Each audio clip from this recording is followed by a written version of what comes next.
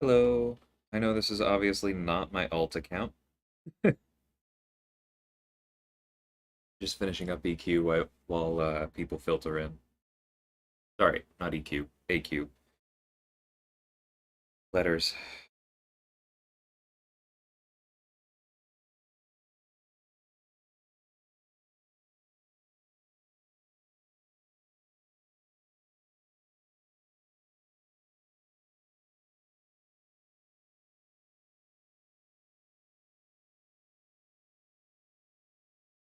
Alright, let's see how long it is before I get... Oh, nice. I didn't notice that I sent him Berserk again. Please give us a bunch of openings. Oh, I'd love to throw that L2, but it wouldn't have landed before he was done. That'll work. Hey, Sim. How's it going?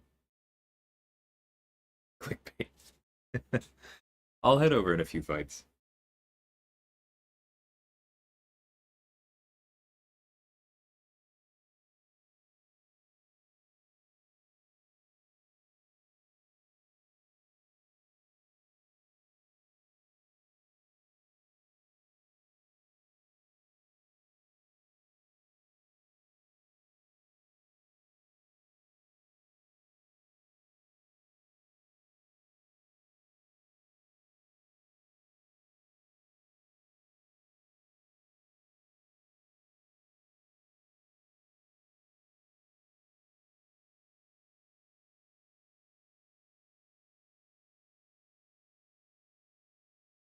Probably gonna have to give that speech once or twice more as people ask, when did your alt account get a rank 3 6-star Venom pool? Okay, quick heavy. Finally done with Act 6. Nice! Have you also done all of Act 7? Or did you do that first and then go back to Act 6? Oh, I have game sounds off, don't I? I'll do that in a second.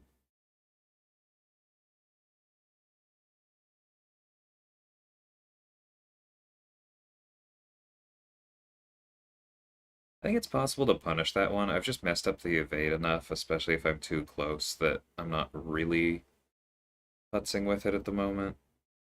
Thank you for hitting into me immediately, repausing the bleed. Now that felt super safe. Hey RX, how's it going?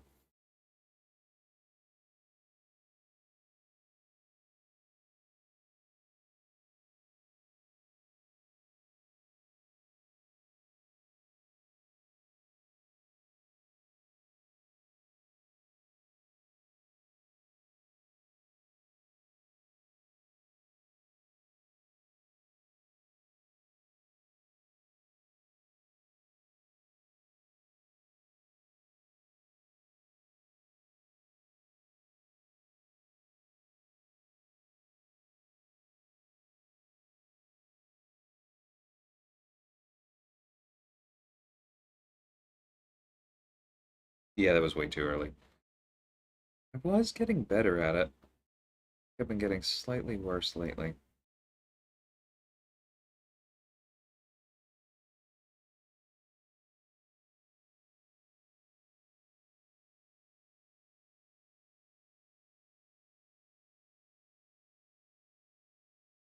That's okay. This won't do much damage, but it'll instantly pause the bleed and be doing full damage then. So that's solid.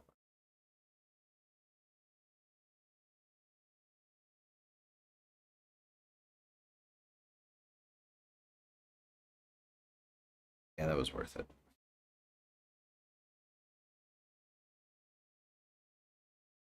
There we go. That's the perfect timing.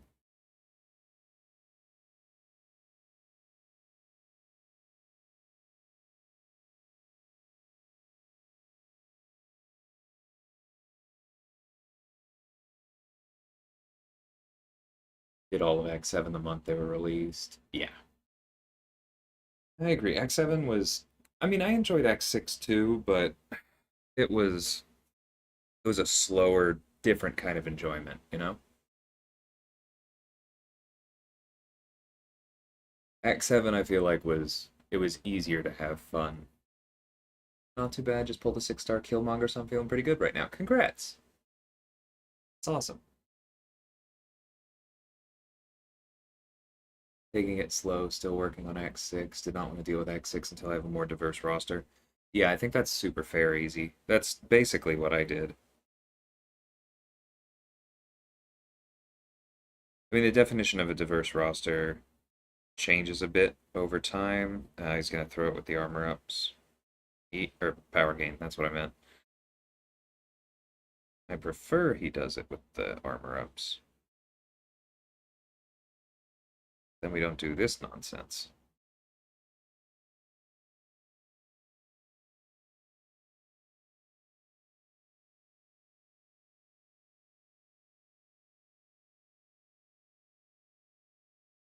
There we go. Although, of course, I didn't bother getting the true strike, so this isn't going to do very much because his armor ups are actually pretty strong, but we'll do that next.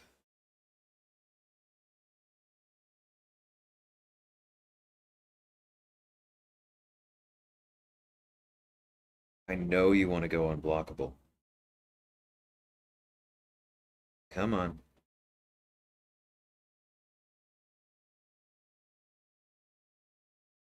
Yep, there it is.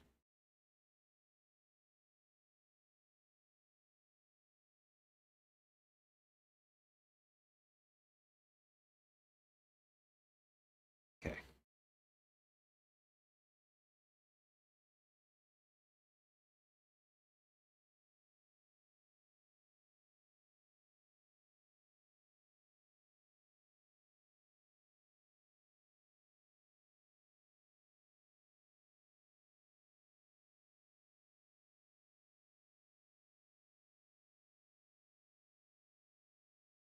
Beautiful. Only content left for me is Abyss. Still haven't done the initial clear. Well, then I guess that's your what now? Like, I know there's no reason for a lot of people to rush Abyss. The rewards have fallen off a bit, but they're still quite good, and there are just so many options for getting through it these days. Didn't wait for my account to be diverse, just spammed Quake and X6. Yeah, I think that's why so many people hate it. Because it's not super enjoyable, is it?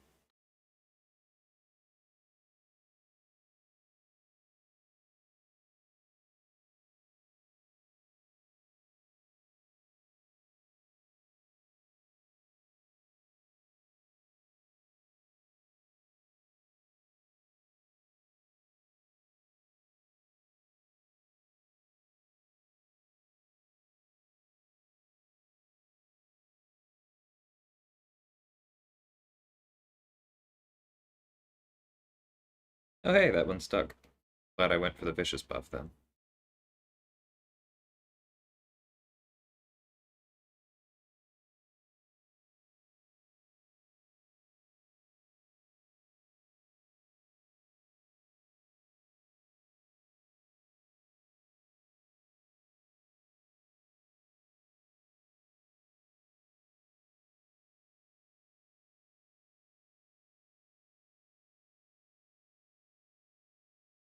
Hey, Gibbs. Welcome to the stream.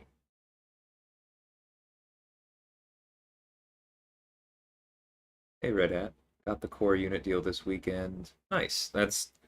I wish I had the units on my alt account. That's such a good deal if you need them. Should I max out recoil or put it in assassin? To explore Act 7. I actually I'm not currently running either of those, so it's hard for me to pick a favorite. Um if you're working on exploring Act 7, my other question is, do you have points in despair? Because I personally consider that more generally applicable. Um Despair comes in handy all the time. I mean, I wouldn't max out. Maxing recoil is just something that's not very necessary. Like, it's not that it's bad. Because I have used it before. Like I've maxed out recoil and then run magic with just double edge and max recoil. That works really well. I've done it with Hyperion and maxed liquid courage and only spammed special threes. I've seen max recoil work really well in war for Ghost or Corvus. But in content, I don't think it's very helpful. Excuse me. It's usually just an extra health loss, right? Now, if by that you mean that you've started some of the recoil tree masteries, like you only have 1 point in double edge, then yeah, get the other two. Or like you only have 2 points in liquid courage, absolutely get the third. Um, Otherwise, if those are the only two you're looking at, okay, if those, I see that despair maxed out. If those are the only two you're looking at, I think I'd probably go assassin first. I don't know. There's also like if I had those on my account right now, I would be looking into picking up extra points in like inequity or yeah, probably that. Like maybe more points in resonate, but that's kind of where I would be going. Because I just don't run the recoil tree, especially in content clearing for the most part. And I also don't normally run assassin because it throws off things like thing fights. But it can help in content, especially if you're dealing with like an Iron Man or something that could get annoying at low health. Sorry, I don't have a harder answer on that one. I'm gonna get my 10th rank 3 next level up. One of my Mystic rank 3s. Awesome, Sim. So that's Claire or Tigra, based on the gender, and either is fantastic. So that's awesome. 8 to 10 champs of each class that are at least 565, rank 2, rank 3. Yeah, that's absolutely an adequate roster, easy. That's probably more than I had when I did it. Good luck on the clear. I hope you enjoy it. Hey, Meta.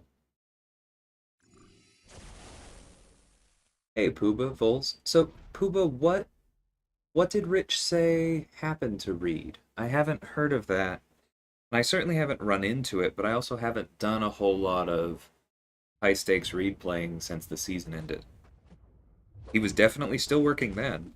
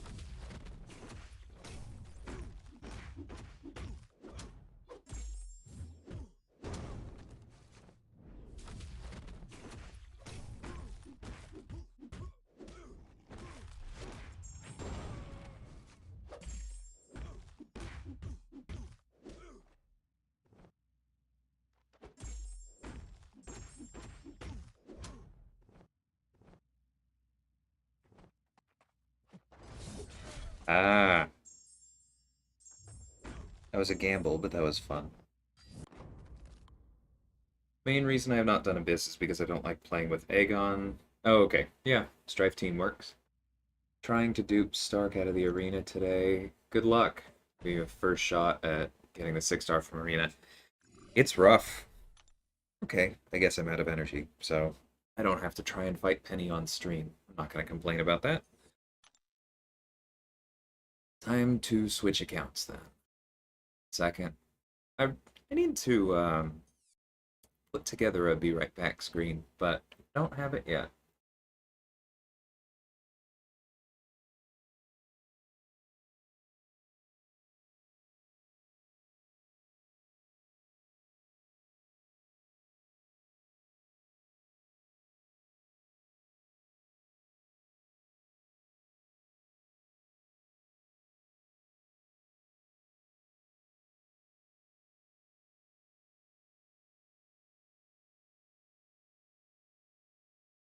Trying to 100% Act 6 right now. I don't know how people did it pre-nerf. My account was so poor then.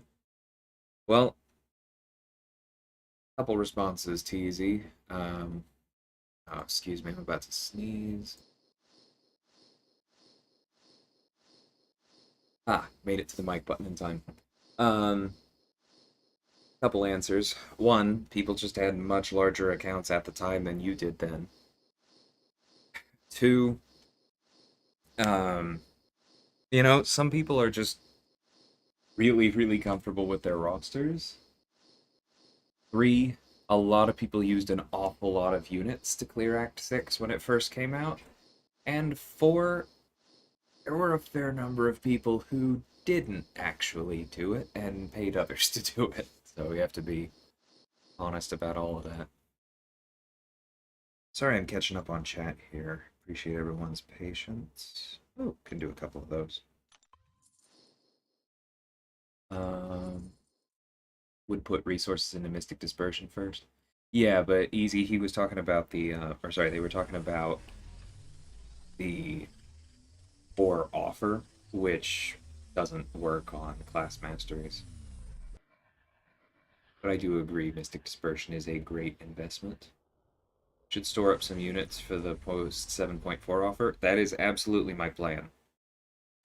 That's why you will see a fair amount of arena streams from me this month, because I am aiming to have that 3500 ready to go. Final path to fully explore Act 5 is the dumb Hyperion boss. I guess I did that boss recently, but I'm not remembering it off the top of my head, RX. Oh, the wrong potency of the debuffs? Yeah, he has not been nerfed. Like, I know it says that, but I promise you that's not what's happening. Like, it shows him nerfed, and then I went and I took down a rank 4 Doom in War with Reed. Like, I would have noticed if he was only reducing power gain by 10% per Petrify.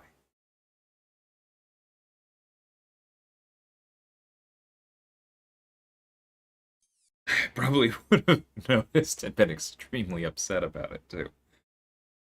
Okay. Um...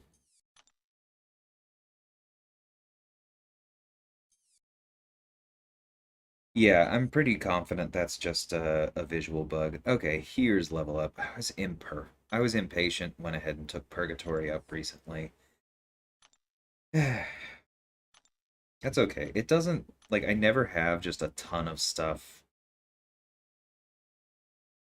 um, ready to go for level up on this account, so it doesn't really feel like the same hit to level up in the wrong spots. I know that over the long term it almost matters more, but that is just kind of how it feels. Um, I guess while level up is on, we can go ahead and do this. Yeah, Martian. It was a funny thing that happened a little while ago. That poll actually happened on stream and caused a few people not to speak with me for a few days. Extra potential. Some reason my read debuffs don't double after activation of my special too. Gibbs, the usual reason for that is that you are either running Despair or Assassin, coming back to our earlier, or sorry, not Despair, Pacify or Assassin. Because if you have the opponent below 18% and have Assassin up, or if you have them stunned at the moment you actually hit the special button, and and you have points in Pacify, the ability accuracy reduction for them can actually turn off your debuffs. That's not a nerf to read, that is just a long-standing, in my opinion, bugged interaction between him and ability accuracy reduction. It's not new, it's incredibly annoying, but it's a large reason why I do not run either Pacify or Assassin these days.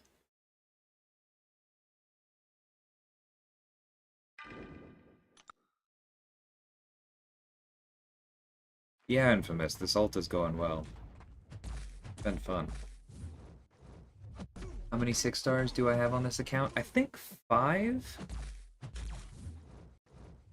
Because it's Strife, Ronin, Mysterio, Nimrod, Superior Iron Man, I think. So just actually only one stinker, which is I'm very grateful for. Wait, did I just say miss?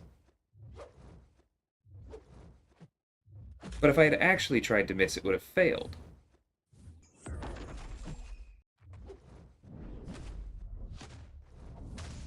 It's very odd. Ouch.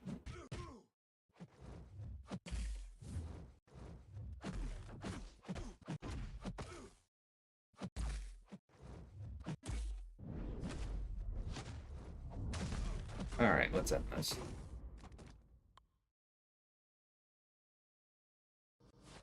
Yeah, Gibbs, it is extremely painful, as Meta knows. He and I had that discussion this season, and it made a particular warfight very painful. It's a frustrating interaction that you will eventually run into if you play Reed a bunch. It's actually one of the single most common comments on my videos for that reason.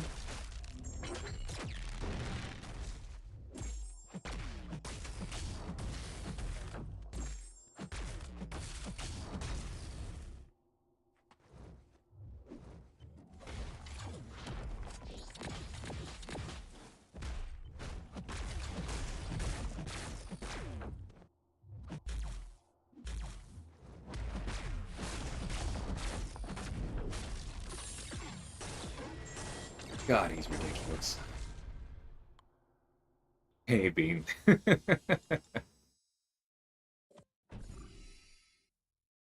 Yeah, I'm extremely grateful for the 6-star luck I've had on this account. And I will go over to Uncollected. This is just me finishing up the quest where I left it.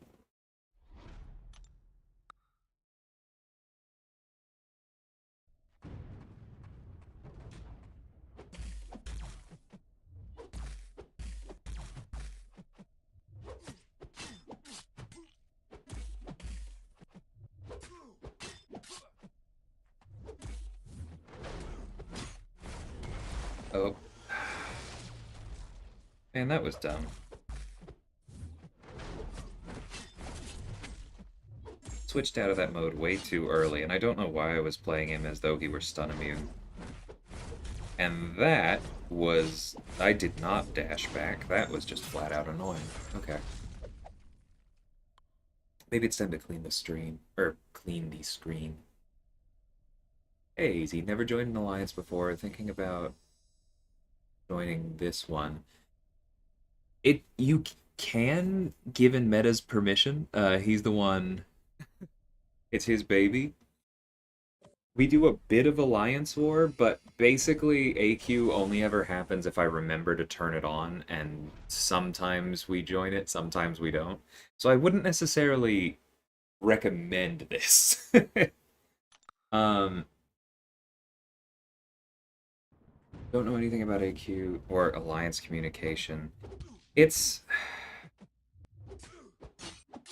I don't know exactly how I'd go about starting, but I mean, there's the recruiting chat in Vega's Discord. I have some friends that might be able to find you a spot in a lower level alliance, but I'm not sure exactly what you're looking for.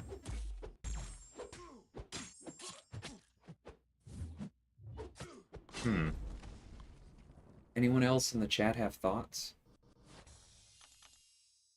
Like, if we currently have a spot, you're welcome here. It just may not be as much progression as you would hope.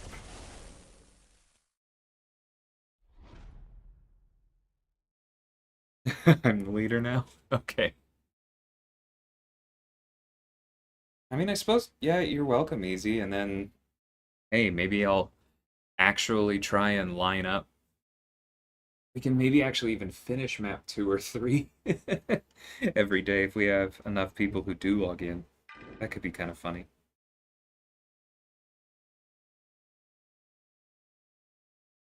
Okay, this is going to be quite annoying, so let's lean into the bleed vulnerability. Yeah, it's super duper casual.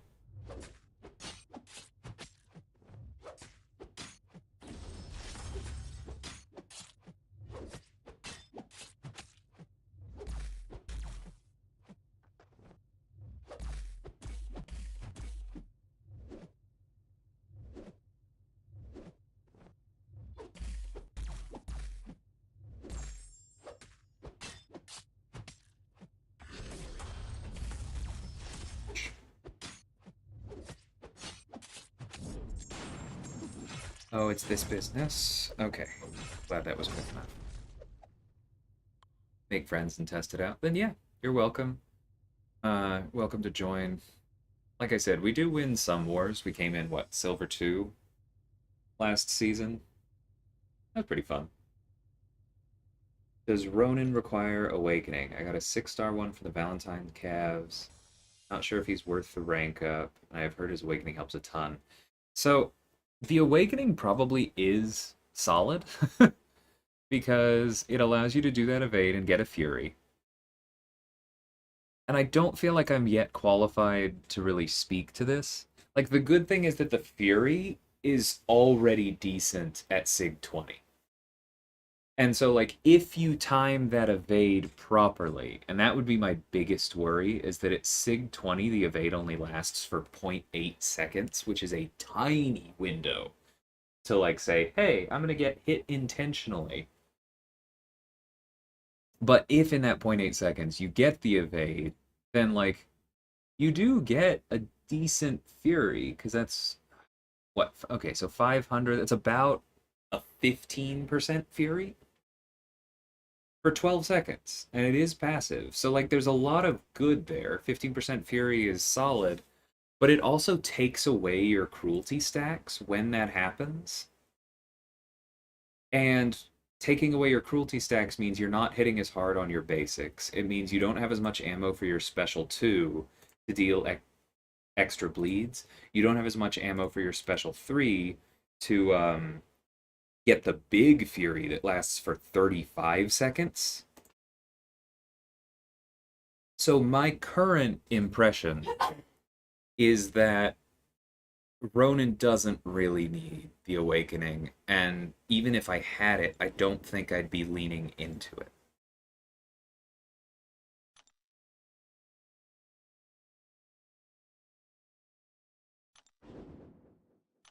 Oh, wait, this is what I was just doing.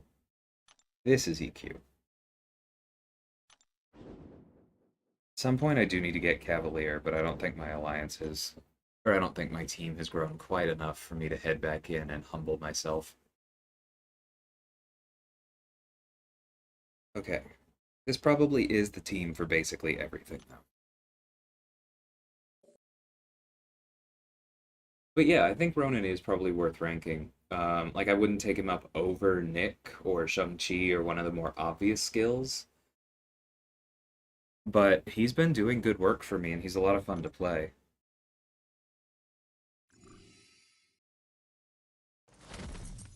Swordman versus Titanium Armor.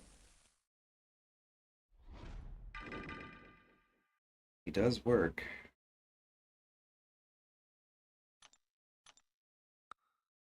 Okay, so we just want to make sure we keep our armor ups here because we are going to be sending him into overdrive otherwise.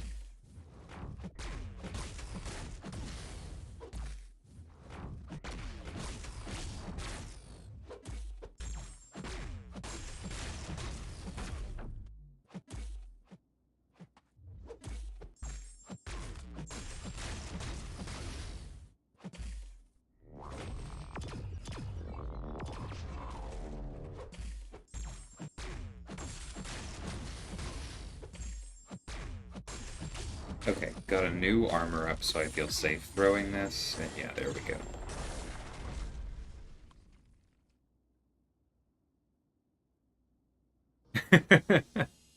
Yeah, I mean, I've had some good pulls, or good pulls. I don't know why I keep saying that. I've had some good pulls on this account. This is definitely the best one.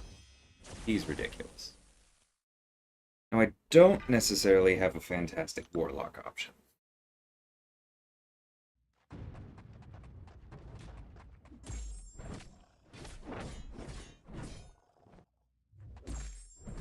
I mean, Aegon, if you plan to use him for Abyss Sim, is definitely the obvious one.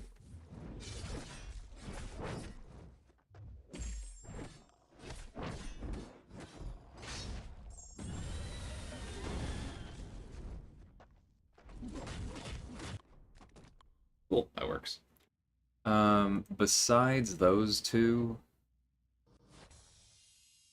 if you love playing back Black Panther, he's on the list. Problem is he kind of needs high sig, so I don't necessarily want to call him best candidate for a gem.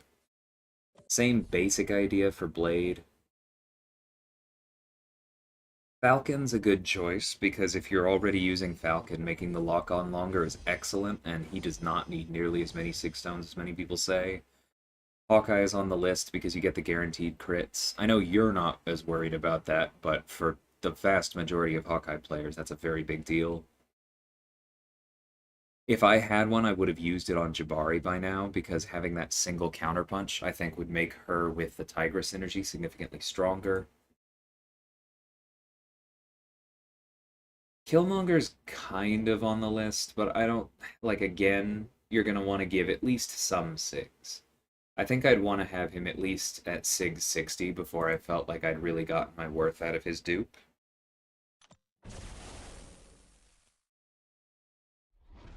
Um, Night Thrasher is another one at very high SIG, as is Taskmaster. Yeah, skill's kind of in a weird spot on SIG resources. I'm not really sure what the right answer is.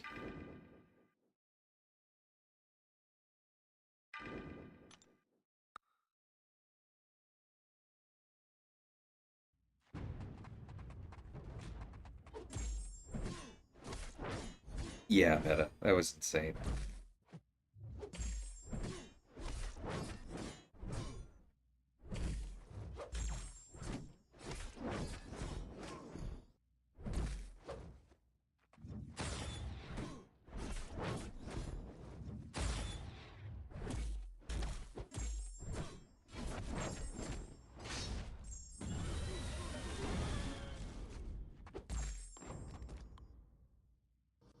Her damage feels significantly better at rank 4, and I'm definitely noticing the extra crits. Like, she still needs help. Purgatory is not legitimately, like, a good mystic yet, but she feels better and closer.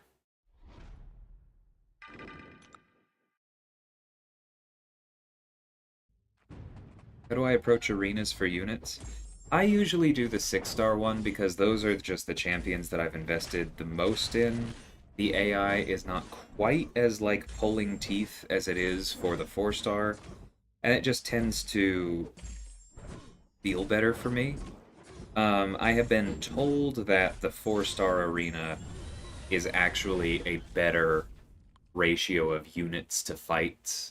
Whether that holds for time when you account for the AI, I'm not yet convinced of.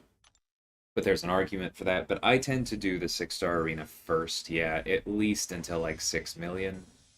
Because the units are solid, I don't mind the grind quite as much, and oftentimes there's a unique 4-star for me to pick up.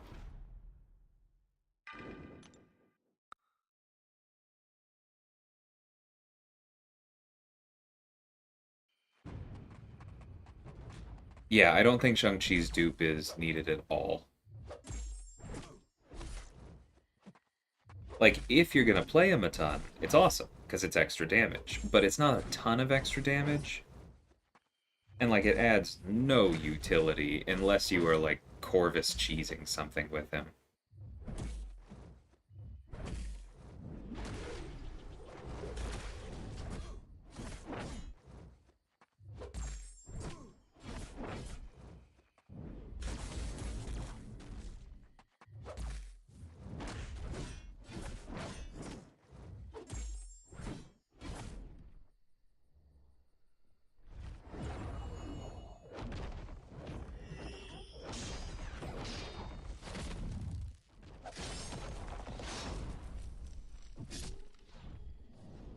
She's definitely significantly better as well with Guillotine on the team. I've enjoyed using Purgatory, Guillotine, Strife, and then Guillotine and Ronin actually have a synergy as well. So this is a really absurdly synergistic team just from that one synergy. Because having the Mystic Soul available at all times gives her utility that not many people have, that turns her into like a high sig anti-venom or a Sorcerer Supreme. And I've really been enjoying that.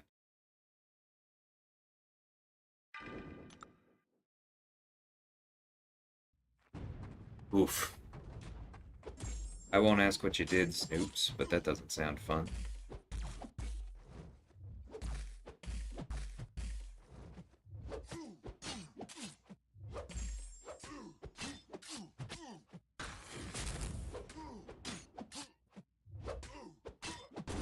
Hey, Jay. How essential is Cersei's awakened ability in my opinion? I'm glad you enjoyed the video. I don't think it's that important, honestly. I definitely want her awakened because I think that her rotations are going to work better with that small power gain. But it's a small power gain, right? Unless you are taking it into a matchup that has ambient nullify, which is not normally where you take your cosmics. It's basically only going to come into play when you lose the glancing or if you decide to cash in on the Furies and lose them. And it's only 15%, not of her total power, but of a bar. And then the healing is, again, solid when it comes up, but not normally something that you're really going to be leaning on. I think the majority of her kit is going to be the different utilities that you get on the special 1 and 2 and the power of the glancing buff, and none of that relies on her sig ability. So like I want it because I think it'll make it a little bit easier to go Fury L2 into healing L2, but that's kind of my only reason.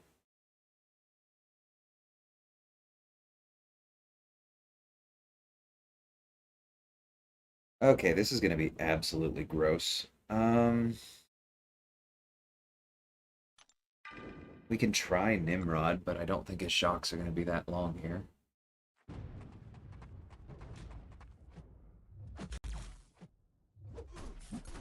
I don't know if that looked like a lag spike, but I definitely tried to block and it felt like it froze.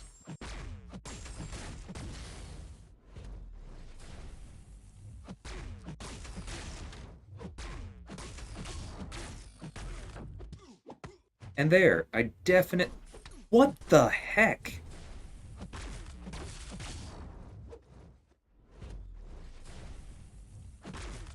That's a little tilting.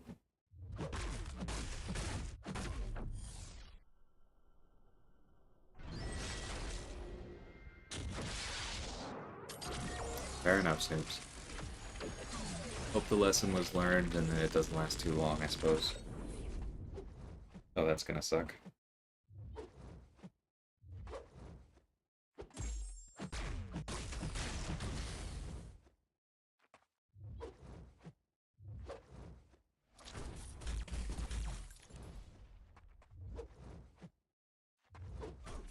Okay, that one was on me. I dashed back too soon. Nope. And then tried to catch him on the invisibility. I'm just gonna die when these expire. Alright. Didn't plan that well.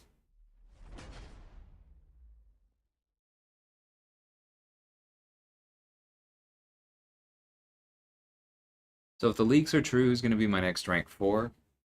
Not entirely sure yet.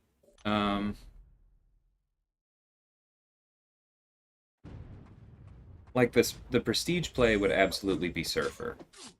And he's an okay defender, and so I don't think it's bad to have one on defense. But I also don't think he's essential at all with high ground gone. So I'm not jumping on that one. I enjoy playing Surfer quite a bit. But, like, I'm not taking him to war offense. He's not going to be the cornerstone of how I clear content. Like, I would very much expect I'm going to use Surfer in 7.4, but whenever the next Gauntlet comes out, for example, I'm probably not bringing him. And so that kind of cools me on him. Guardian and Tigra would both be amazing, but I don't use either of them a ton in War. Like, they both do benefit a bit, because Guardian becomes a bit more of a nuke, Tigra becomes a much better nuke, but a lot of people who use Tigra in War have been noticing that the AI is less likely to dash at you if you hold your heavy slightly longer when you have them at the wall, which used to be the trick. Like, I talk about it in my Maw video. That's the trick for getting them to come at you so you aren't rolling the dice with stand your ground. They're doing that less.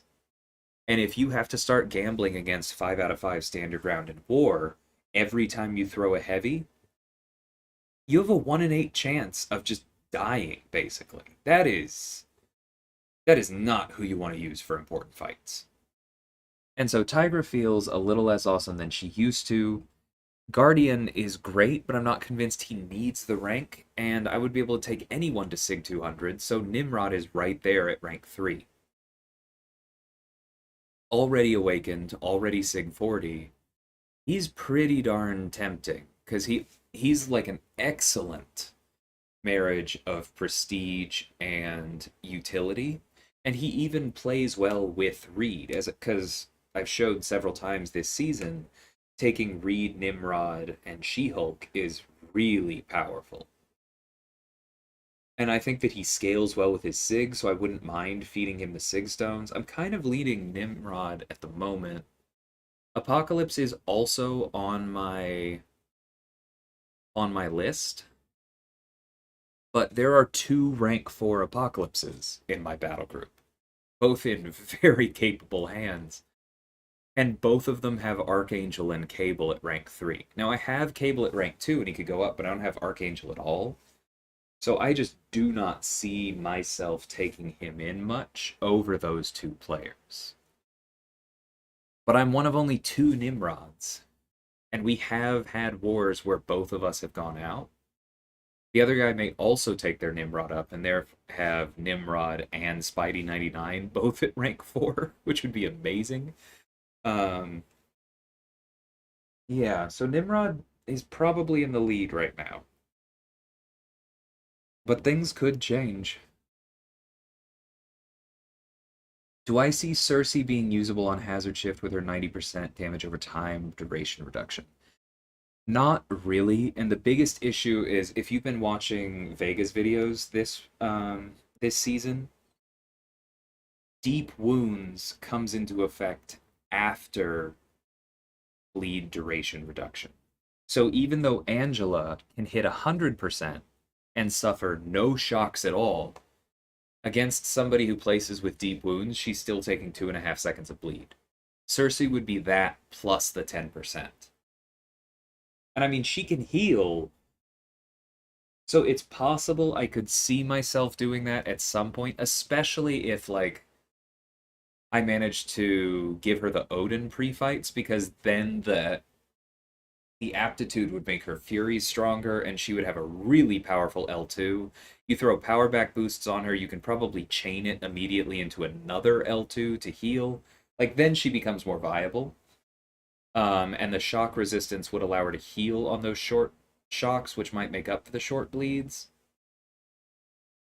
There's a world in which that works.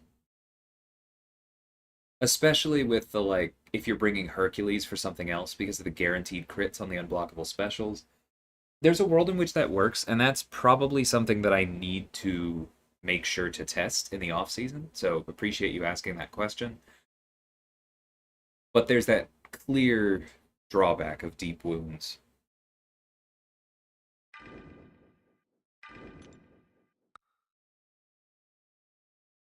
Sure thing, Jay. Appreciate it. Thanks for the kind words.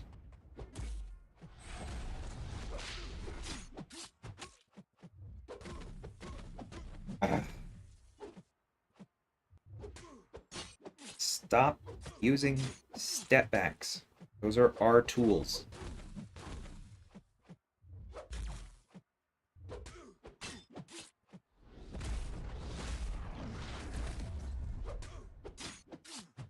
Alright.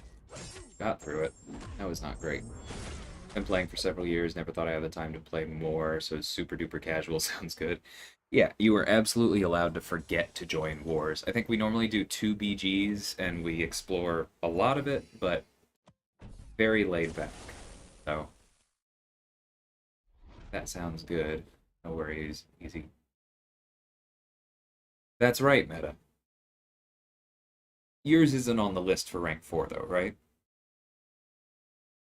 But it will be nice having 3. I could always be basic and rank 4 Doom. I could, but I'm not going to. Because I would have to feed most of the SIGs to him, because mine is only like SIG 60 or something. And like, yes, he pairs extremely well with Reed, so I could bring him every war, but then I would probably be that guy who was just bringing Reed and Doom every single war and taking all of the hard Doom fights, because I would have the best kitted out Doom. And that takes something away from some of the other players in my BG who actually like using Doom. And I also worry that I might not be quite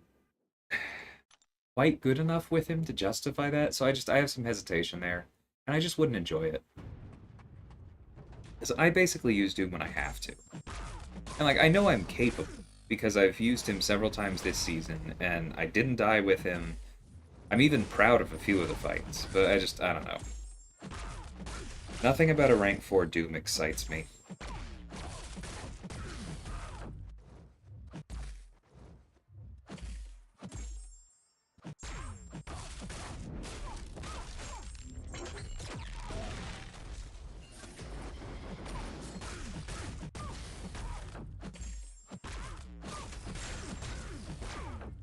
His Energize is so good.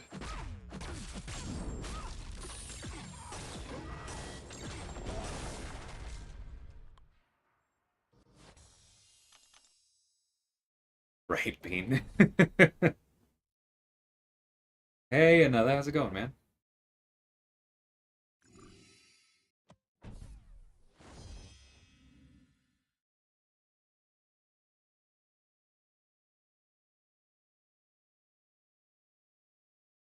No, I'm doing Guardian before Nimrod. Yeah, that's what I thought.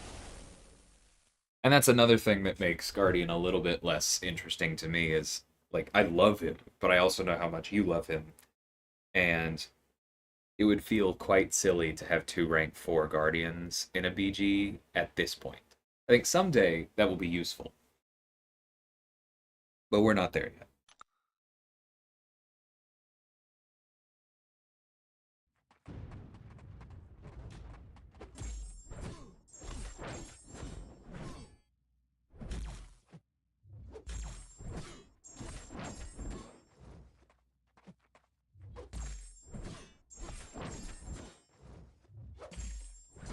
That's fair easy.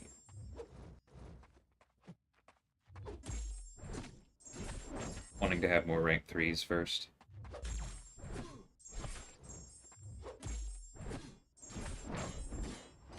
I almost said, because on this account, who would I even take to rank 4? But I have Nimrod, and I'm extremely lucky there.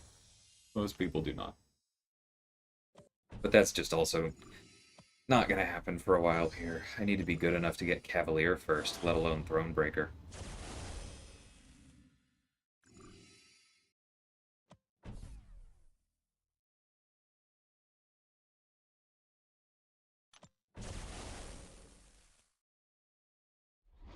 That is one possible drawback of Nimrod meta. I'm not gonna pretend it didn't cross my mind. If I take Nimrod to rank 4, then I have to use an alternate profile picture to keep Reed up there.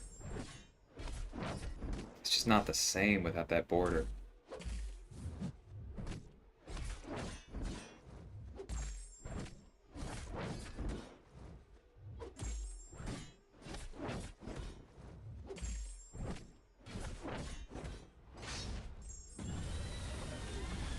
I know these are not hard fights, but I'm really enjoying the Purgatory nuke.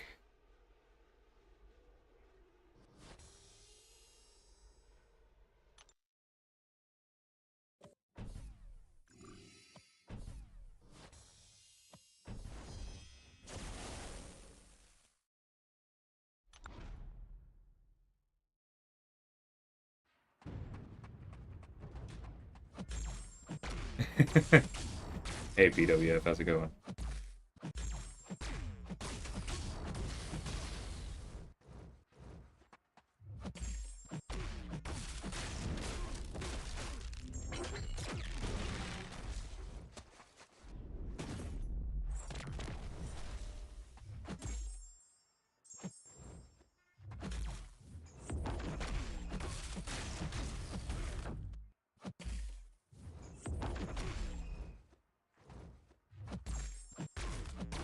Backboard Brawler is almost as bad as Oscillate.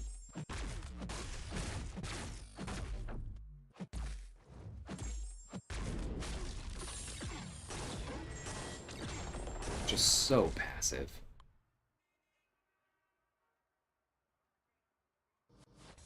Taking Killmonger to rank 4 is absolutely on the agenda, Snoops. The thing I kept saying during gifting was that if I had randomly won the lottery, I would have opened however many gifting crystals I needed to get Killmonger to rank 4.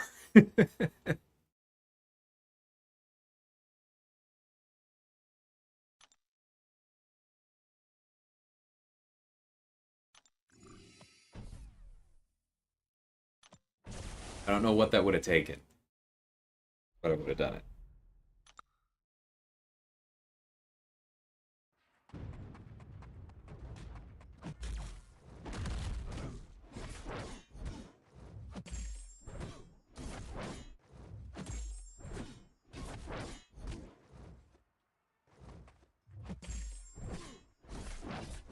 No Hawkeye profile pictures. Yeah, a lot of the custom profile pictures just, I don't know, really don't do it for me. Like, I've seen Reed, Killmonger, I've seen various ones, and I'm just, I don't know. I almost never like them as much as the vanilla portraits. Yeah, rank 4 Killmonger would be awesome. I'm just not going to do it soon.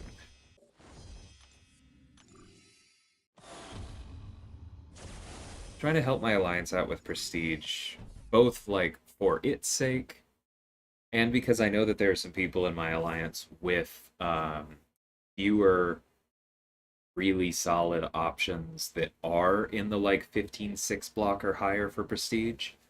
And so, you know, gotta create some space for them.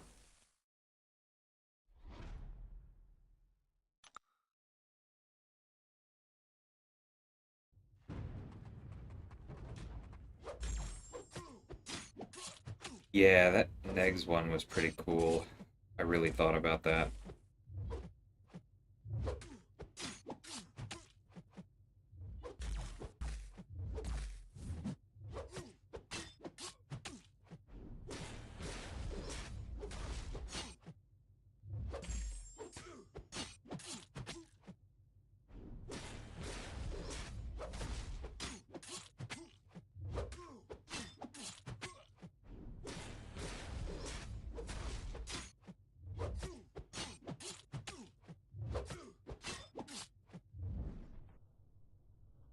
Ronin is fun. Took my rank 1 unduped Ant-Man to the Cav EQ just for fun. Synergy really is silly. What does Killmonger actually do? Well, I just happen to have a guide on my channel, but the short version is some of the best access to True Strike in the entire game. Um, Absurd tankiness, high armor, solid crit resistance, indestructible charges, counterpunch, which gives you free openings, counts as an intercept, solid damage. I know people love to complain about that because they've only ever played a low sig Killmonger badly and don't know how to get his damage without going for the special 3. But solid damage, really strong utility, and it's hard for him to die if you play him well. I love him. Do so much work with him in AQ, or sorry, in Alliance 4.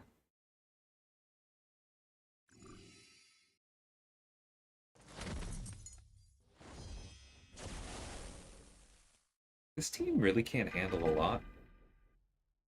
I'm not too worried about that Sauron later.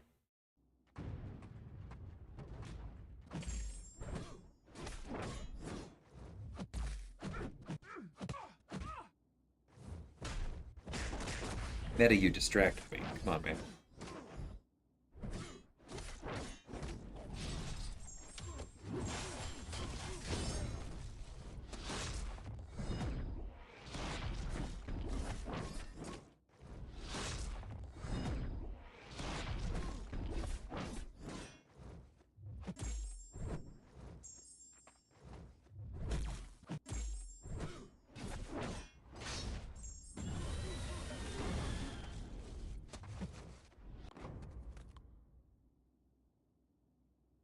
Champs that are hard to kill if you play poorly. Well, that is also true, PWF. In case you haven't seen um, this one war video, I need to clip just that fight, honestly.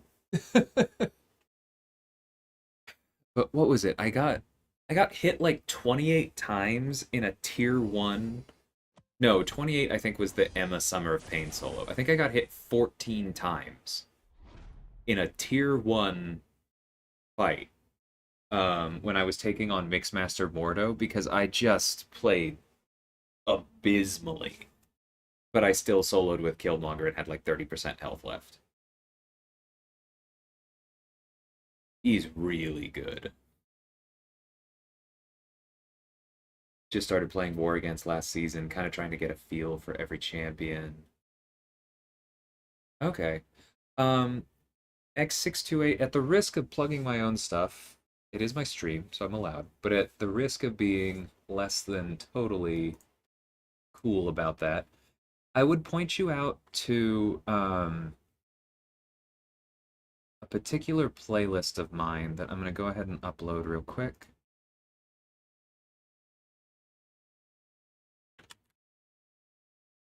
So the idea there is going over who I consider the most important champions are for each class. And in the original videos, I go pretty much in, or I go pretty in depth. But then there have been a couple dedicated update videos, and there was a meta update for this last one. But if you've got the time, I would recommend all 6 of the intro videos because it kind of goes over the kinds of things that you're asking there. Like, why are these top champions good?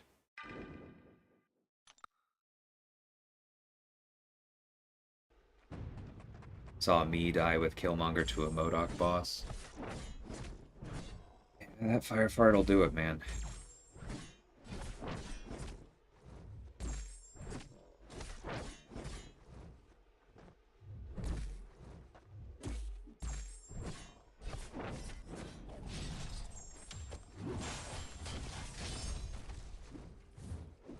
Fire fart will kill almost anyone, though.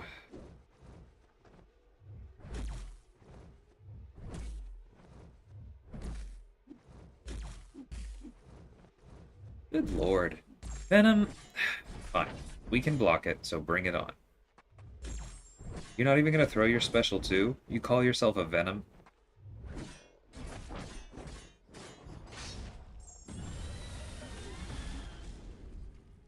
Hey, work. Wish I could dupe my Overseer, he would go to rank 3. Yeah, he definitely has uses. But I agree, I mean, I think if your account is desperate for what he provides, you could take him up without the rank, but I would definitely want that Sig 1, I think.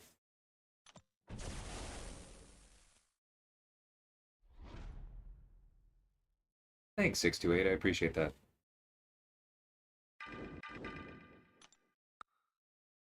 When is 6-star magic coming? After they delete power back boosts, because then she'll actually be difficult to play.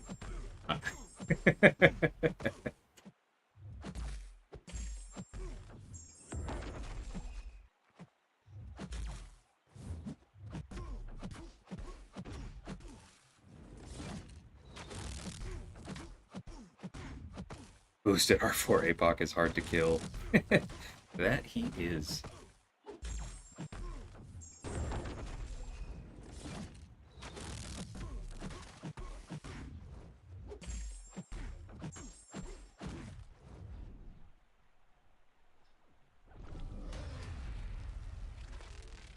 I'm not sure I've ever seen your fights, PWF, but Clown speaks very highly of you. Says if you had a YouTube channel, it would really impress people.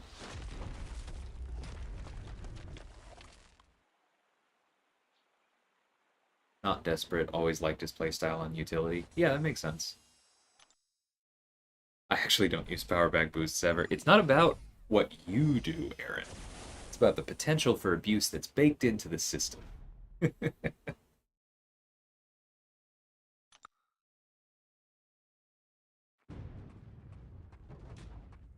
Because magic with max recoil and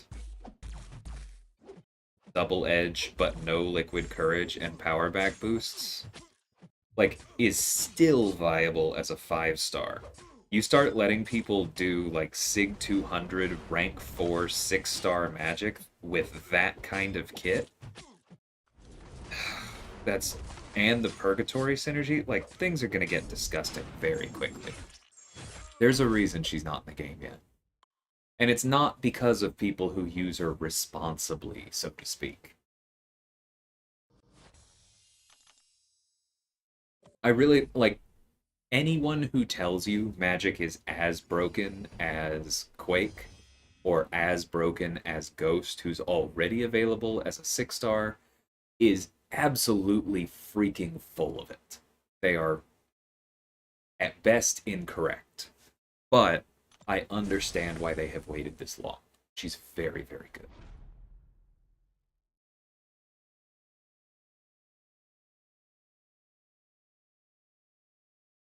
Was Clown drinking?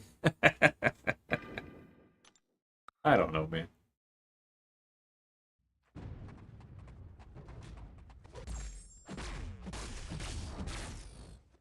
Yeah, you and everyone else, Sim.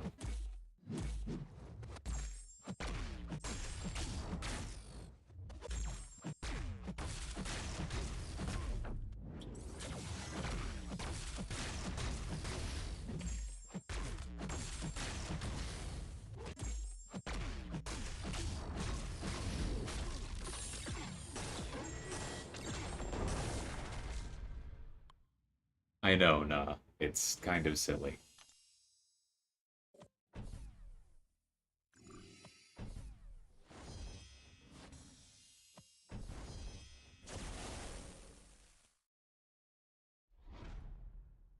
Yeah, in the upper tiers, war is basically all power back boosts are for. That or the occasional, like, low health boss fight or something. Or, of course, YouTube videos.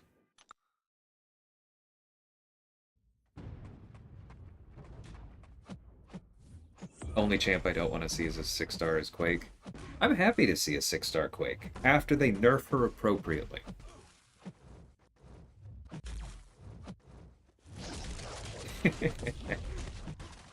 This is why Kabam has not hired me and put me in charge of communication.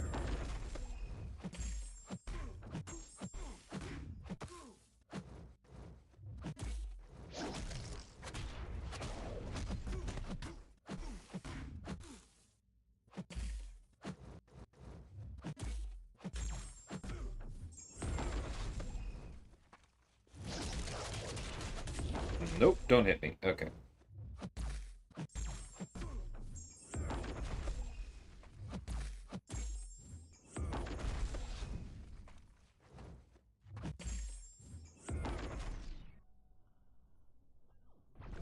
Hey, Prakar. Who do I think is the best character in each class? That is a question I tend to avoid because I think the answer is so context dependent. Because, like, if you're doing long form content and you say anyone other than Aegon for skill, you're lying. But if you do, like, medium form content and war as your primary focuses, and you say anyone other than Nick, then you're probably underestimating Nick.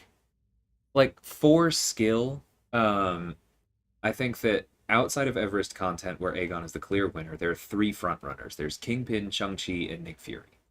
I think Shang-Chi has more control. Kingpin is just more ridiculous and hard to kill in the fights where he works.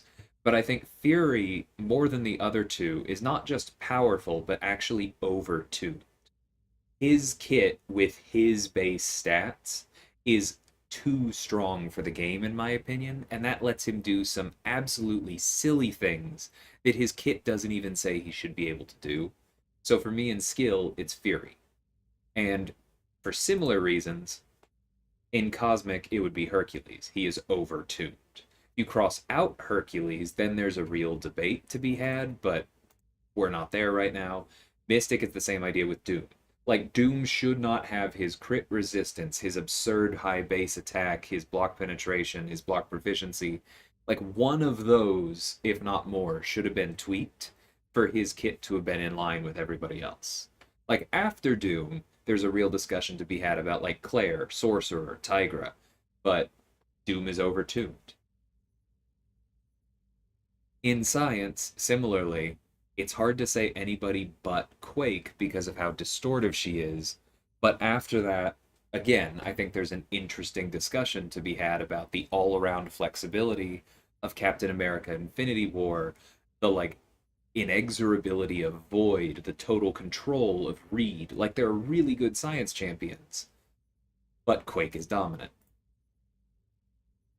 With Tech, I think again, Ghost gets that honor because she feels overtuned. Like, she doesn't need to get those passive furies when she shrugs things. Take that away, then maybe you can start talking about, like, I don't know, Warlock is really good, Nimrod is amazing, but it's probably Ghost. And so, like, you've noticed a theme here. Mutant is the only one where I think that there's really a discussion to be had about best in class, and that's because Mutant as a whole is busted. Like, it's hard to look at Archangel and not say, yeah, that dude's ridiculous. But he has weaknesses. You look at Apocalypse, he's my vote for best all arounder, but he's not as good in specific matchups as, say, Archangel or Magneto. And then you have somebody like Kitty Pryde, where if you bring her synergies and you play her well and you really understand where you want to put her phasing to maximize her tankiness, then she probably wins. But there's context to so many of these things, at least outside the overtuned champions. And I am really bad at giving short answers.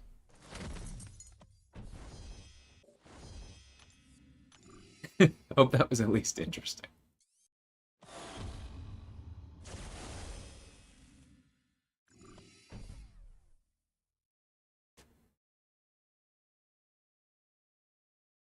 Watching some Alliance War videos nowadays can be so boring. Put on every boost known to man, have the same PI as the opponent, and then say, wow, I smashed him. I know what you mean. Okay, this one also has spiked armor. Ugh, this is just gonna be awful. I guess Strife is actually... Huh, is Strife actually good for this?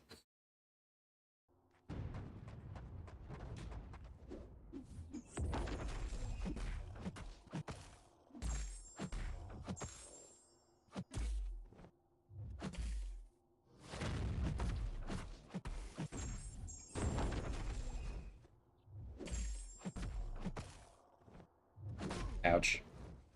There goes my frickin' ramp. Alright.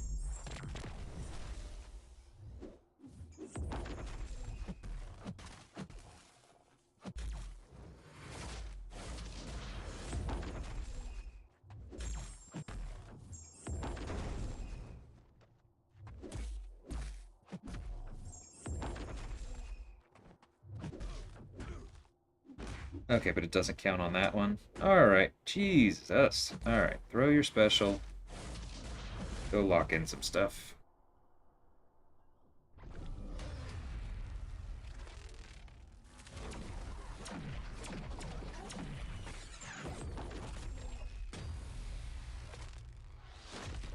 I can see that argument, Aaron, because of the boosts. But, whoops, didn't have any charges. But what you have to remember about the top alliances is that, like, it can feel like there's less skill in individual fights, but remember what the margins are up there. Like, at the top, above where my alliance is, like, a good war is 3 or fewer deaths. Anything more than that is sloppy. It doesn't matter how high you're boosting, that kind of consistency is hard. And so, without having done that kind of work, like if you haven't been in the top five race for war, or if you at least haven't been in the Masters race, that's a weird thing. In the race for Masters, let's never phrase it that way again. If you haven't been in the race for Masters actively, then I'd be careful making that assumption because even if individual fights look sloppier than what you're used to, the overall level of consistency is very high. And there are a lot of extremely skilled players in top alliances, especially ones that do not have YouTube channels. Like, there are a lot of really, really good players that nobody outside their alliance or their battle group ever sees their fights. You have to keep that in mind as well.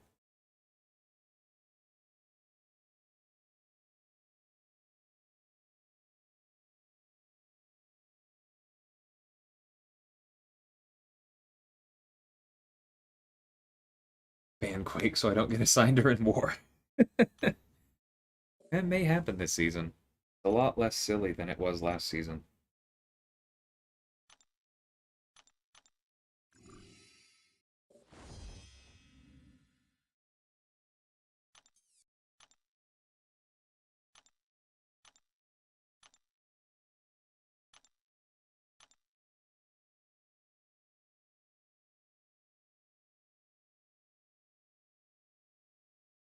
Oh, C. Okay.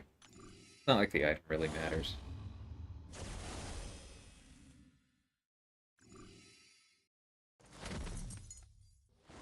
Yeah, nah. That's a really important thing to keep in mind, because also the map is harder. Like, the map is harder, and so those boosts are making those fights that don't look as hard as what you do. Like, yeah, like I think boosts make tier 1 fights feel more like unboosted tier 3 fights. And that's a very important thing to keep in mind. But another thing that I talk to people about all the time is that, like, I will talk about a difficult defender and somebody will say, oh, just use X. And I will say, okay, I have not seen that defender placed on a node where the champion you just mentioned as their perfect counter could actually take them in 3 seasons. And they will say something about, oh, just do this and slow play that Mystic. And I'm like, have you ever actually fought somebody with 5 out of 5 in Mystic Dispersion? And they go, no, not really. Like, things are just a little bit different at the top. And like Nah said, like, I'm sorry for saying like so much. Um, but as Nah said, the pressure is just different. There's a huge difference in how a death feels when 6 deaths feels sloppy and when 15 is expected. I'm not trying to downplay anyone in the lower tiers because I know that they're very skilled players down there, and you've sent me some really great fights, Aaron. This is definitely not a doubt of your skill level. Just don't underestimate what tier 1 is because it's legitimately hard in places.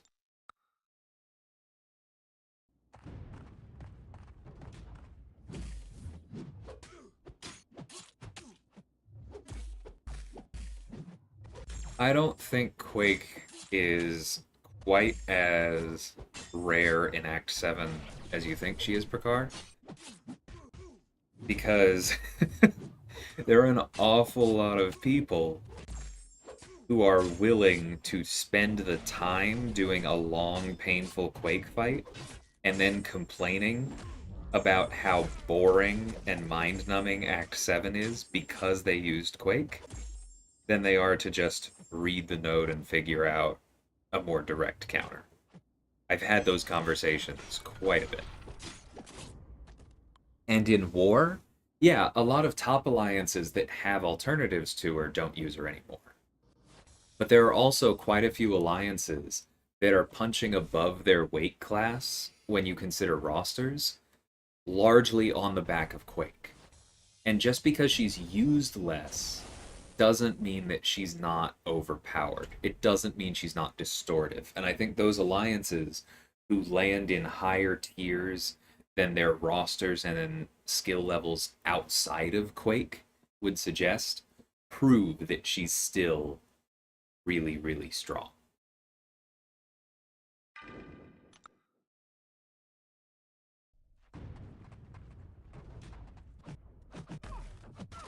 I meant to throw a heavy there, that's on me.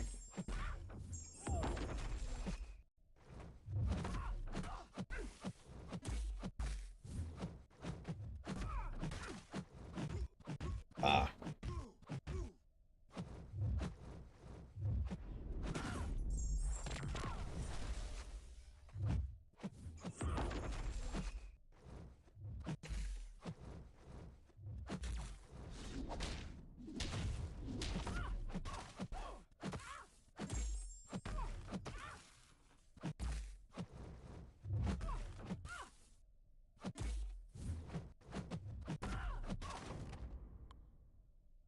Doom's attack through block on 26 without boost would be horrible to deal with.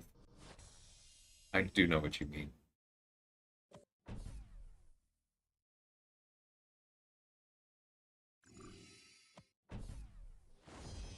Don't know if I've seen them yet. What's your thought on the new tactics? Um, I don't know. I'm still figuring out how I feel about it. I probably will put out an off-season war compilation from like these first two later today, or probably tomorrow morning, more accurately. And I haven't fought any of the like random gain armor champions yet. And I think those are some of the most dangerous ones, like the Black Panther Civil Warrior or Super Scroll. But some of those aren't necessarily that scary outside of the tactics. So I haven't, I don't feel like I've fully judged it yet. I've taken a lot of things with slow champions. And the thing is that some of those fights have been ugly, but I feel like I can slow play again. And so in that sense, it's better than high ground. Like, there is still overall in war absolutely an emphasis on nukes as the quote optimal way to win, but it's gotten better, I think, with this tactic because there is more opportunity for counterplay and strategy if that strategy keeps you from dying. Whereas with high ground, it was just like, I don't know, man, finish the fight. Things are getting worse. It's just a different kind of stress. I think we're still learning it, but overall, I feel like it's a step in the right direction, and I'll have more advanced thoughts later.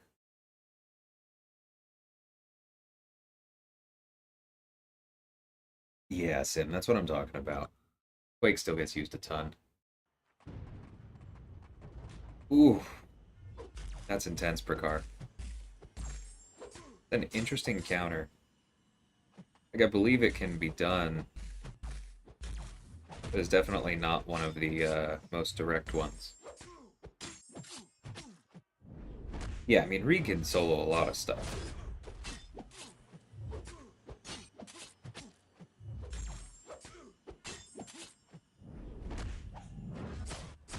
There's a reason that I say that I consider him one of the most flexible science champions, and no, that is not a pun, but I know people are going to enjoy that.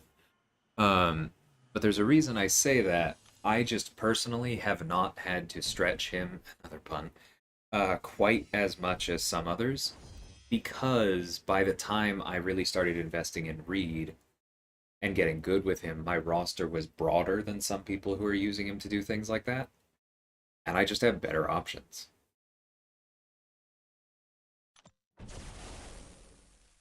But that kind of stuff is absolutely interesting. Sasquatch with a counter you would actually need to use on, say, node 37 needs to be boosted or else the regen will be impossible to deal with at times. Yeah, but that's also why you want to use a counter. I get what you mean, though. There are definitely fights and matchups that only work because of boosts. Especially power back boosts.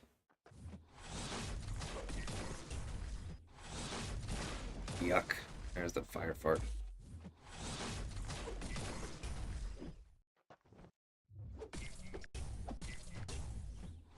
MODOK in story content is so freaking cancerous.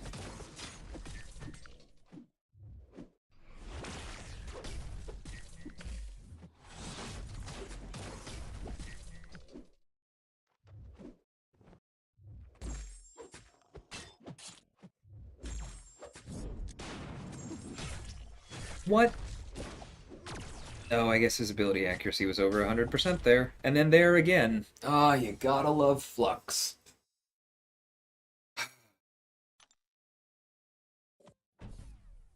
So fun and interactive.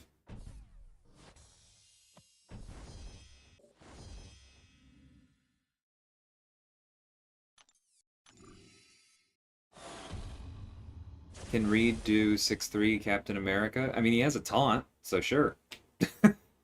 Right? Like it doesn't make him a good counter, especially because like yeah, Captain America can just wait out the taunt when he's already at a special 2 and then you're like, "Well, time to die."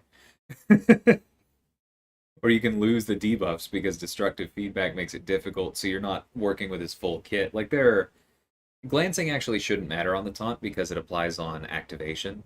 So that shouldn't be an issue true potential, but like Reed doesn't have the highest crit rating, so again, not a good counter, but a workable one. Any thoughts on the Netmarble merger on March 1st? No, not really. Um, I thought I'd already heard something about Netmarble in this game. What's going on and why is it different? Is I guess my question.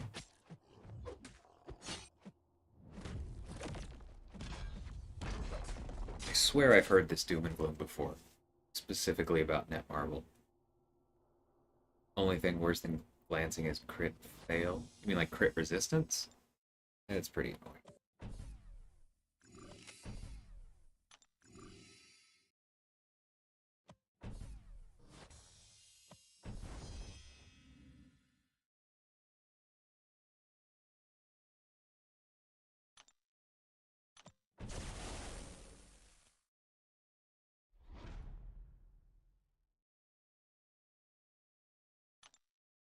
Yeah, we don't want to use Ronin here because of crit resistance, so degen it is.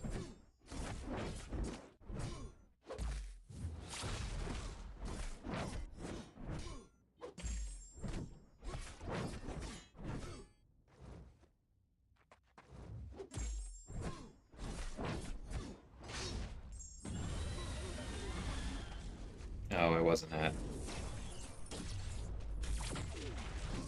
I wasn't at Rampage yet.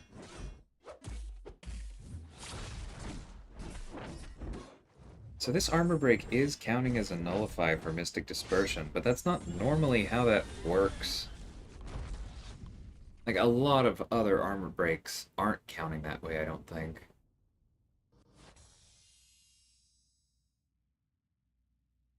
I'm aware that armor break is coded as a pseudo nullify, but I don't remember it triggering Mystic Dispersion in the past. Odd.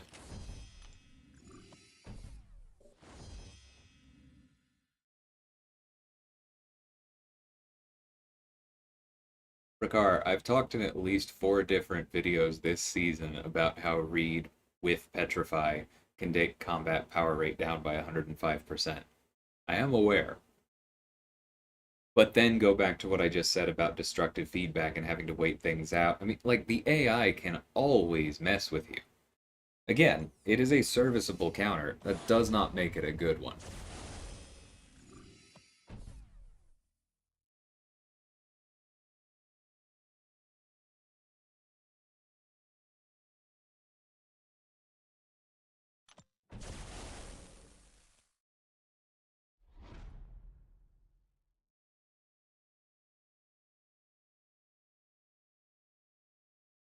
Congrats on the fight, though.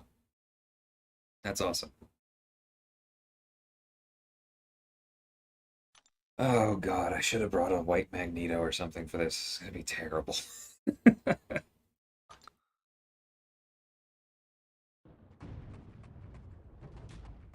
Yeah, I did see that, Aiden.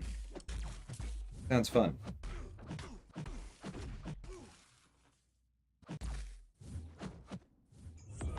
Got lucky there.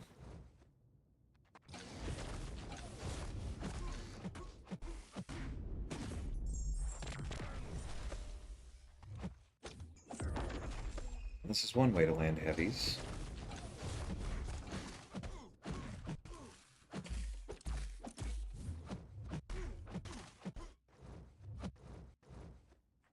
Please throw. Crossbones!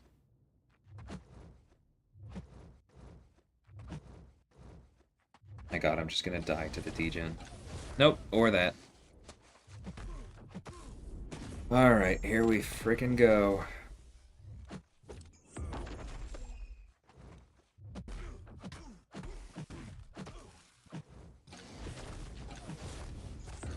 Better.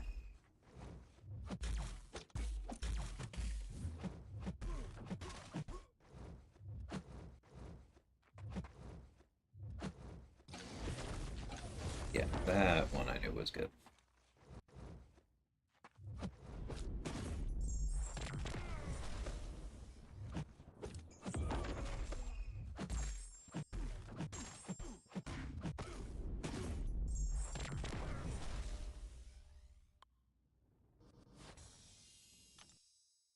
I actually kind of like it, true potential, that some things work on activation, some things work on hit. Like, I like that kind of variety in game mechanics.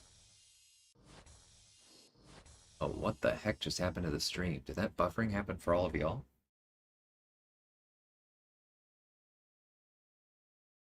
Sorry if so. Looks like it's back now.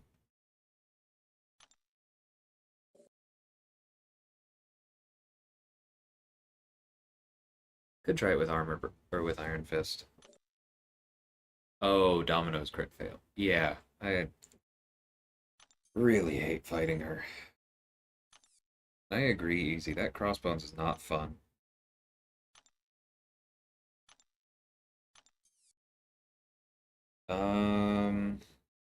It's kind of annoying. I feel like Strife should be fine for that, but maybe I want to bring in White Magneto over somebody else here.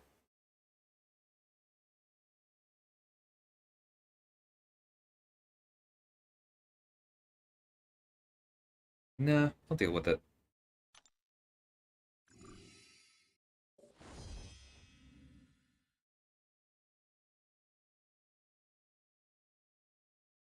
Yeah, sorry about the weirdness, guys.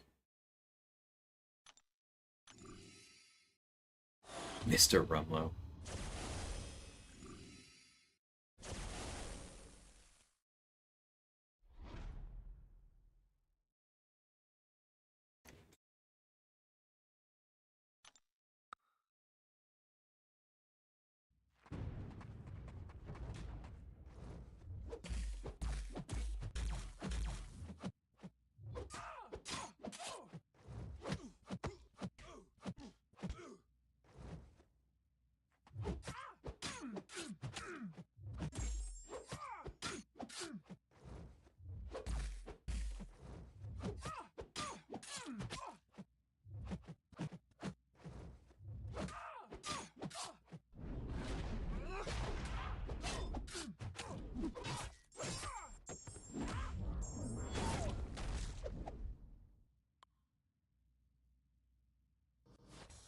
Didn't even notice that Crossbones with Apocalypse for me Misty Knight was harder. Well, no Apocalypse here.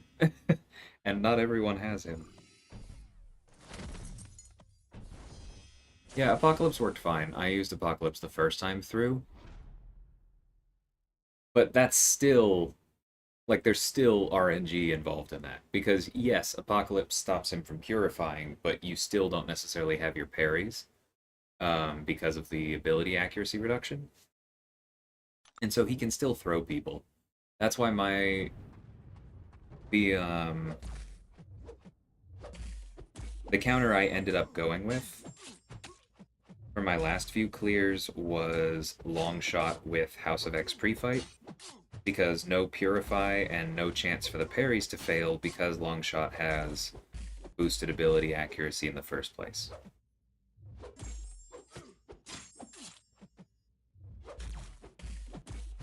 And then you just use adaptive against him.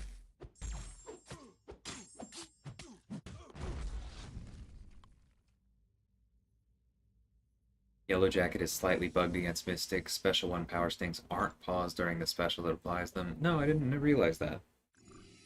I guess that's because they apply on activation, so some code isn't lined up perfectly. Interesting. Take care, Sim. Captain Sam was super easy with Null. Yeah. I think I was on Simula's stream when he was looking at that, and we were talking about, like, the chat, and we were talking about potential options. And then he goes, well, I kind of want to bring Null, and, like, nobody's mentioning Null. And I was like, oh, right, Null. Yeah, that'll be really good. Take him in. That'll be fine. And then I'm pretty sure he soloed him first time without blinking.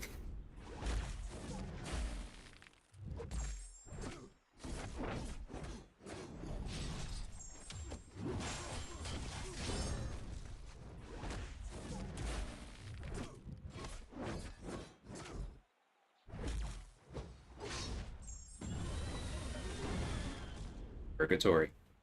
Use Sigil Witch for crossbones? Yeah, that makes sense as well. Hey, J-Will, how's it going, man? Planning a team for Abyss Path 4, Aegon, Doom, Corvus, Torch, Reed. I think Reed could take Abyss Yellow Jacket within 6 revives without any synergies.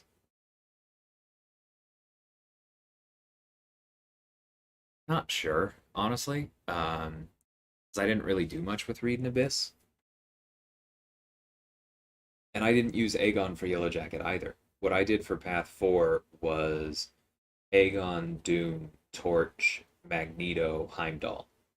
And I used a 5-star Magneto for Yellow Jacket, for Red Skull, for a number of others along the list, and that worked better for me. I used him for Killmonger too, which I'm guessing was one of your big reasons for bringing Corvus.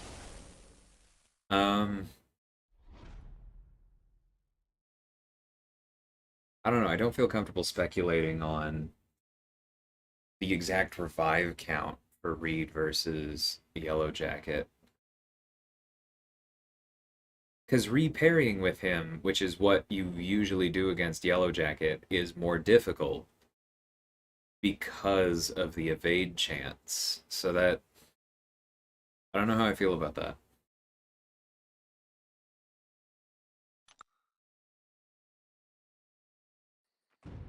Ultron for Capsam? Yeah, pretty much.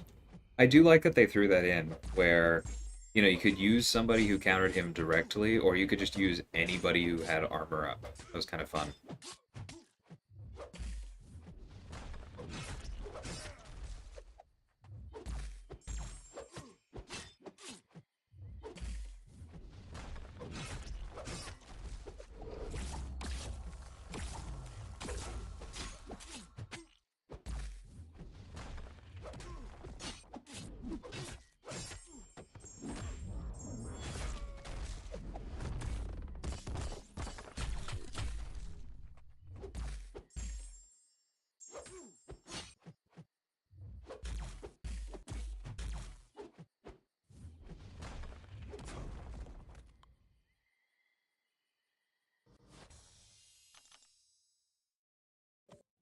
Anyone else think of Microsoft Windows whenever they see DLL?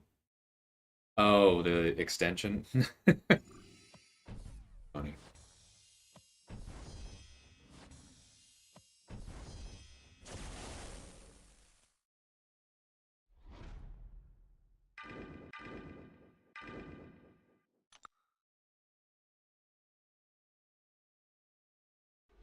Right. No, I definitely get how that's a problem, Aiden.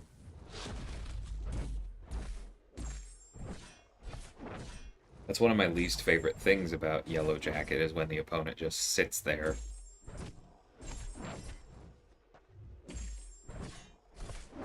That's why one of the best incursions hacks for him is that the opponent is taunted when they have 3 or more power stings. Love that.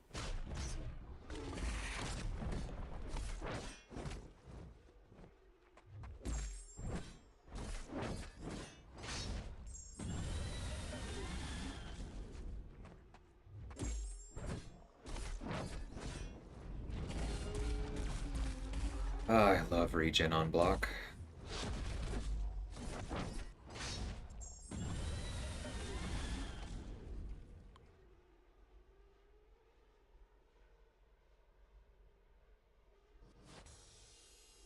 Yeah, exactly. No, reparrying with Reed is just not fun. What if I back into the corner with Reed, Dex Yellow Jacket's dash, parry his light and heavy attack to push him away? I mean, that probably works.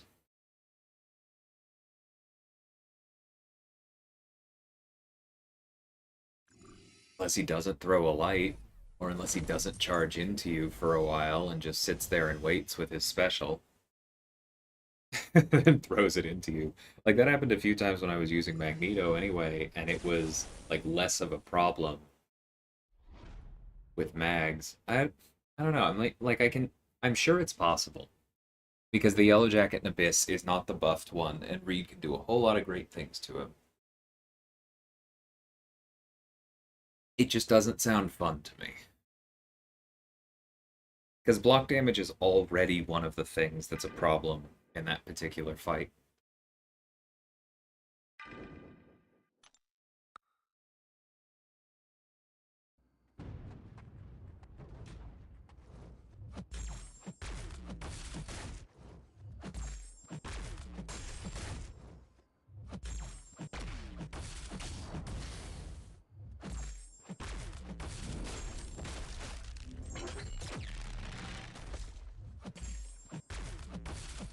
Rakar, what you just said is exactly why we don't get more betas these days. I'm not blaming you for it, but when they give us betas, they want us to test the thing that they gave us for that. I think the odds of there being Abyss of Legends and or, unlimited revives or units or anything like that so that you can take Reed into it are pretty low because they have been trying to set up the betas so that people don't test other things. They don't always do it. My friend Nerd did test his Strife run in Abyss during the last beta that was open to people, but I wouldn't bet on it.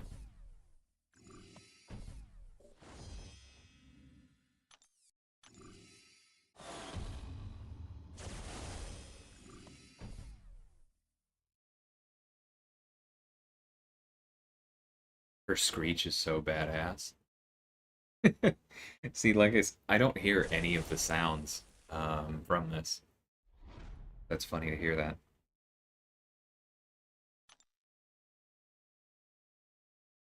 All right, you know what? Let's try her first.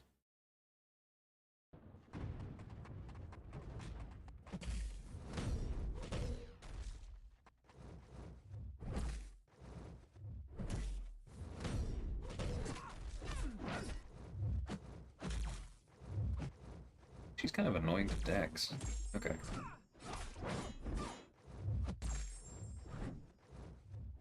Okay, be more careful with that.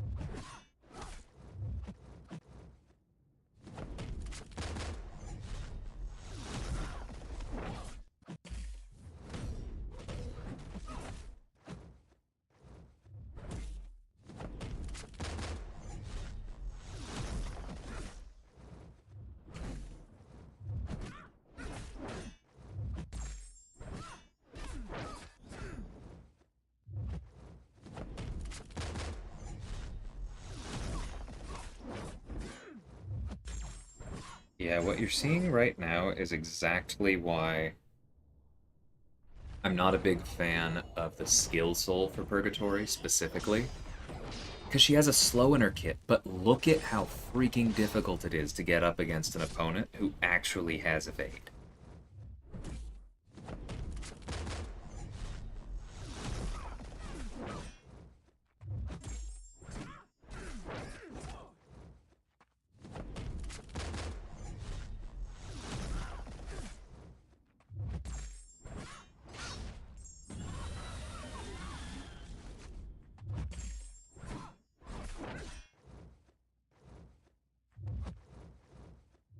There we go. First slow. But I still don't want to deal with the L2, so please throw this. Fine. Let's test my L2 evade. We've done enough damage, I can deal with it. Nope. Dead. Alright, too early on the second one. I can remember that.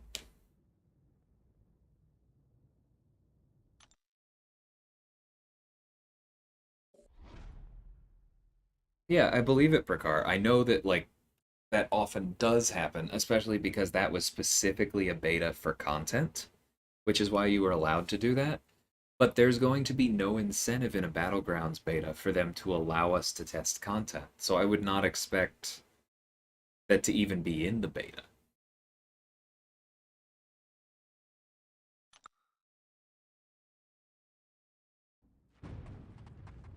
Decept. Jesus, work.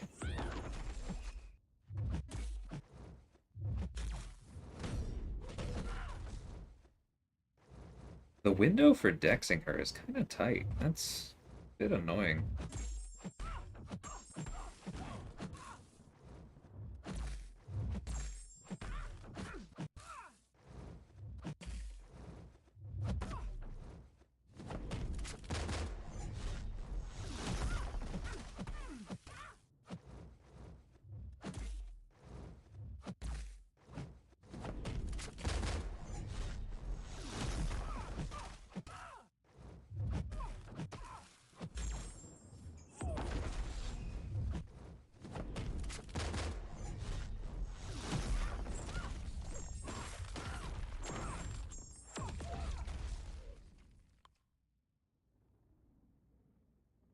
You need tier 5 CC? What the hell happened, man? You okay? Tier 4 CC makes perfect sense. Tough time.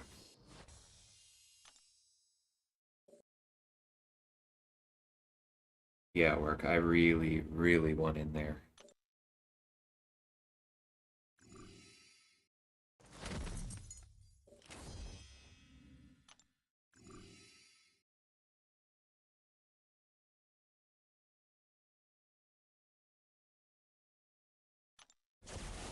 Everyone's going to be happy to talk shit to work until they're looking over his roster trying to figure out which 3 champions to ban and realizing there's still 7 other defenders they really hate fighting.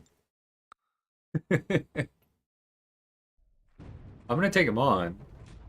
Don't worry, and I intend to win, but I'm not going to pretend it's automatic.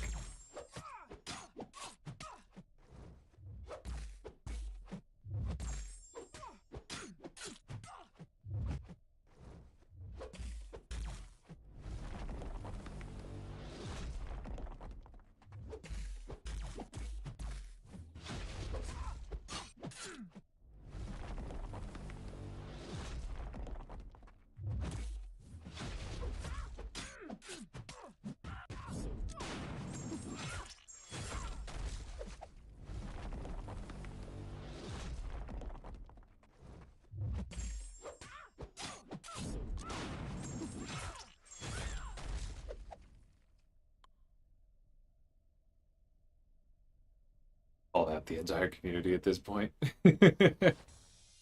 Use my T5CC when I get it. Ow! I have no pity for your other catalyst problems, given that. It's not even about me not having champs. If I had been able to be frivolous by now, I would have.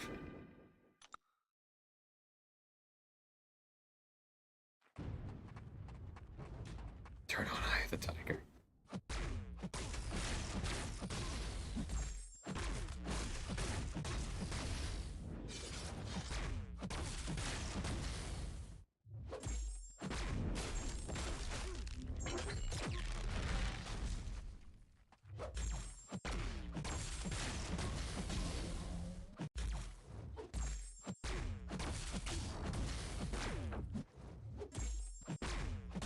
Oh, crap. Alright, well, kill him now. That works.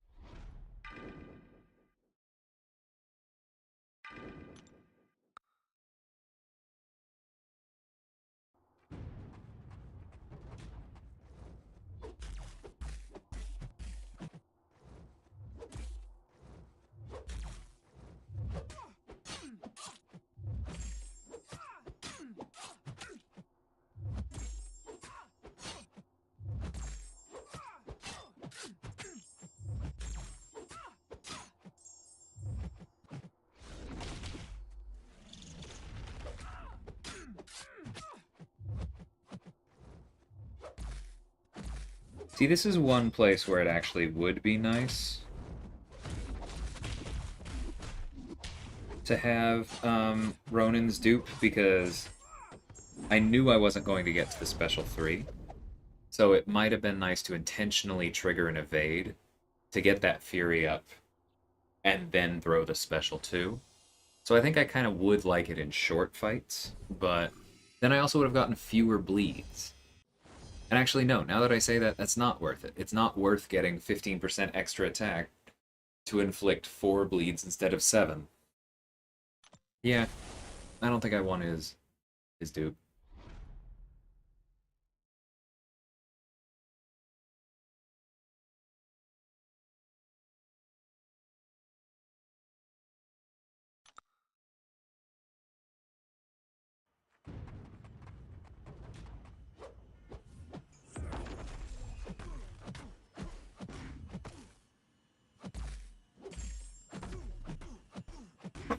Excuse me. I'm amazed I didn't get hit. Well, I jinxed the hell out of that. Aegon cheats. We heard it here, folks. It's not that I didn't back up a second time and was closer than I normally am. Aegon cheats. The only explanation.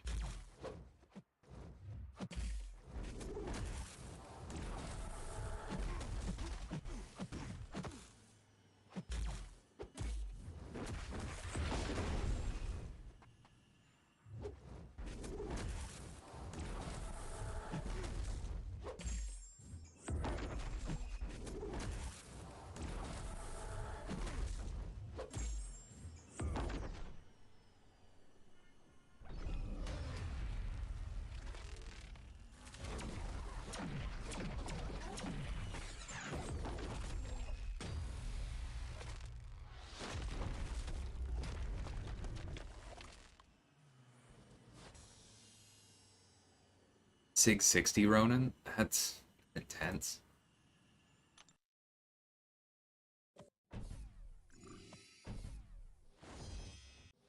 Yeah, I don't think I'd be terribly happy about that one, not gonna lie.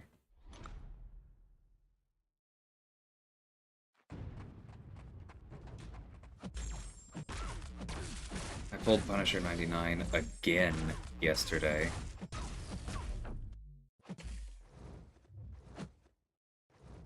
Wish he would leave me alone.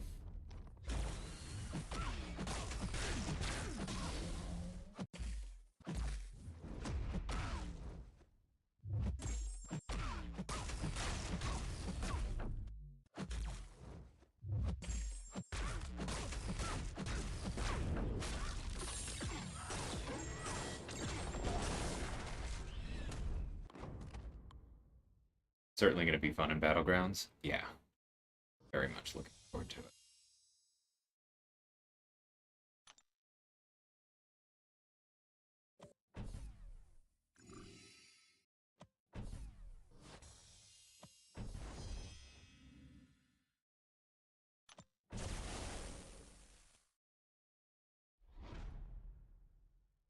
I also kind of expect it to be another possible place for recruiting.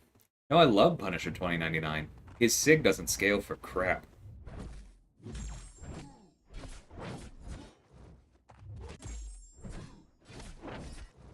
I have him at rank 3, and I took him there almost as soon as I got him SIG 20. I never want another SIG on him again.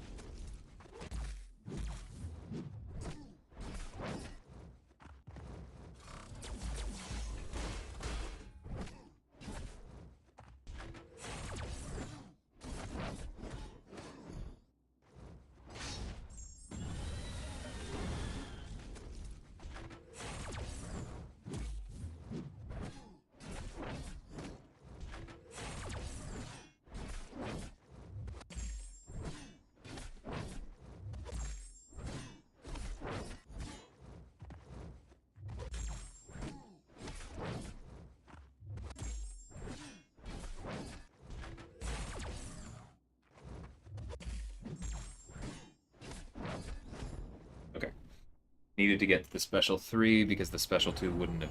None of the specials would have killed him. And I didn't see myself getting into Rampage without doing this. We need to make sure we killed with the special to get the soul. Yeah, I went from Sig 40 to 60. Let me just pull that up real quick and see exactly what that did for me. Okay, so the power lock at Sig 40 lasts for 6.13 seconds. At Sig 60, it lasts for 6.88 seconds. I picked up 3/4 of a second for 15,000 shards. On an ability that I almost never use.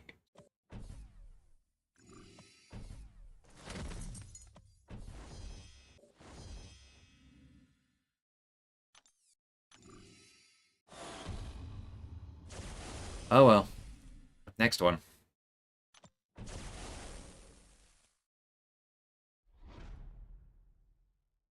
I'm going to try this with Ronan to try and get the disorient. I do not think this is a good counter.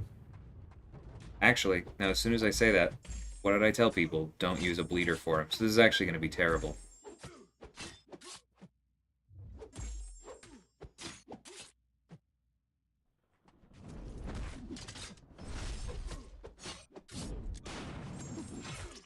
Just testing the auto block counter here.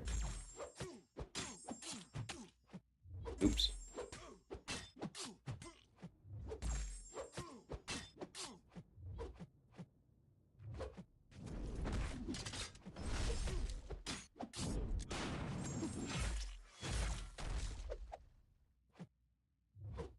Okay.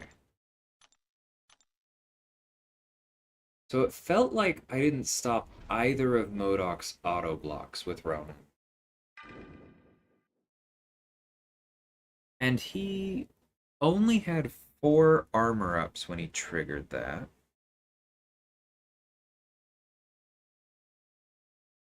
He's supposed to have a 10% chance per armor up to auto block, up to 75%. I had no prowess effects, so he should have been at a 40% chance to auto block. Does he have increased? Okay, so he has this. So that's plus 20%, so that should have put him at 60%.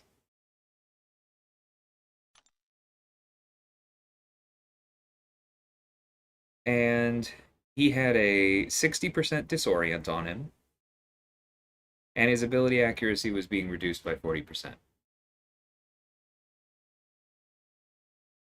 What is the purpose of giving champions defensive ability accuracy reduction if nodes and abilities are just going to be added into the equation after and bypass them? Why bother? I'll pass that along with Kabam because I don't think that that is intended, but that is very frustrating. 100% should beat 60%. It just should.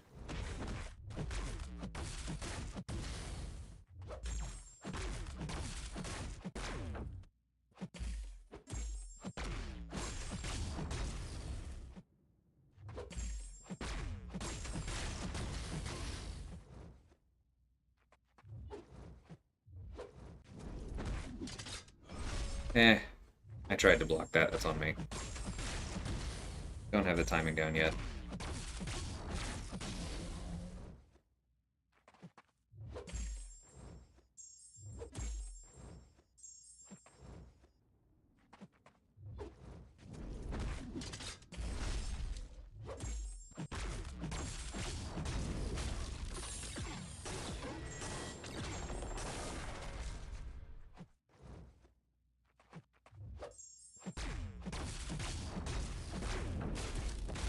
Oh, didn't have the true strike. That was bad. Okay, he recovers pretty quick after that.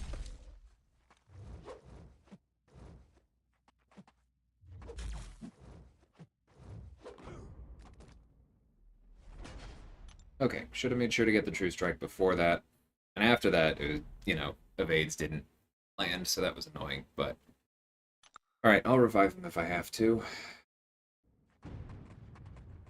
Nah, but that's not the thing, Easy. It's because it's not that I'm annoyed that it happened when it didn't have a 100% chance to happen. It's that I'm annoyed when it should have had a negative 40% chance to happen. That's not how this works.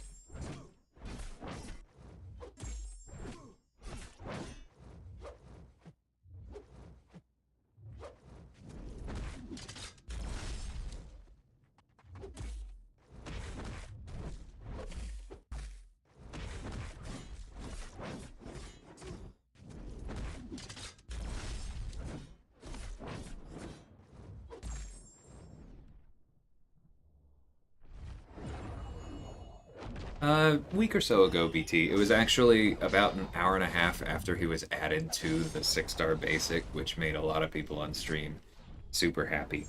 But yeah, I got lucky.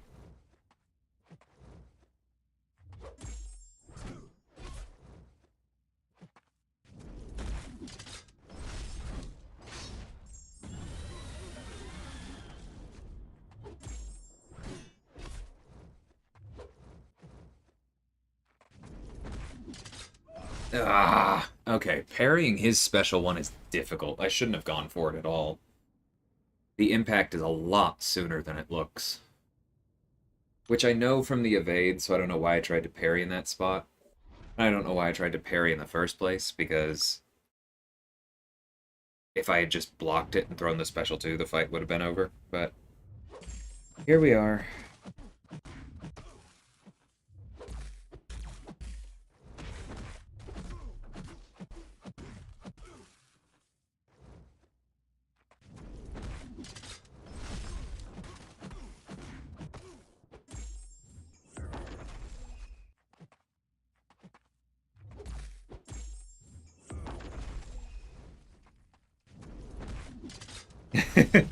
Thanks, BT.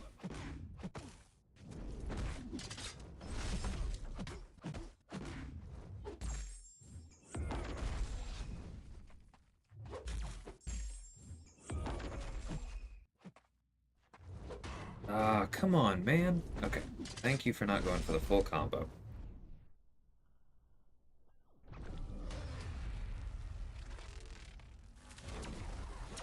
That's because he doesn't auto-block any attacks other than specials meta.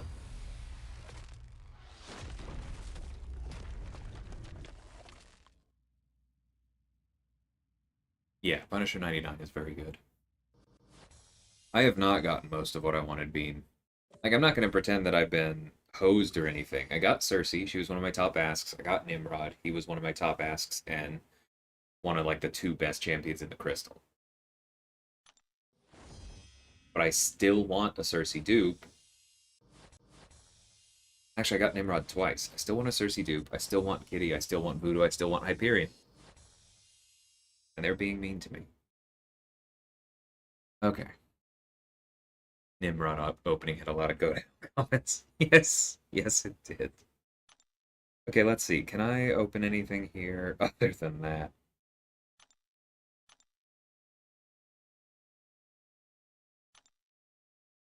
Two 4-stars. We can at least see if we can pick up some ISO.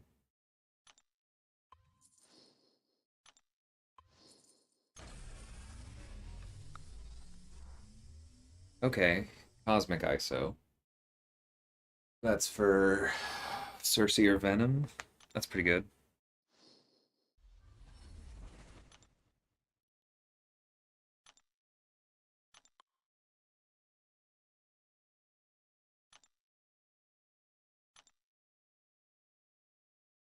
Oh, for similar reasons, should probably go ahead and open these. Yep, that's how those normally go.